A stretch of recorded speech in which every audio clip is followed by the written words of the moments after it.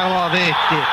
Azərbaycan futbolçuları hesabı açırlar. Badri Kvaratskhelia ilk topu Skonto komandasının qapısına vurur. Görüşün ikinci dəqiqəsi təzəcə başa çatıb.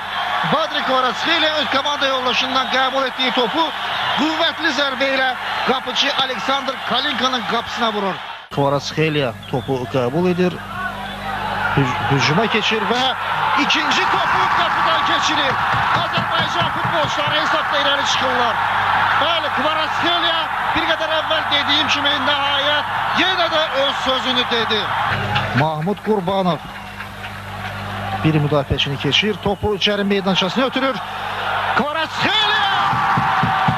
Azərbaycan futbolçuları üçüncü topu qapıdan keçirirlər.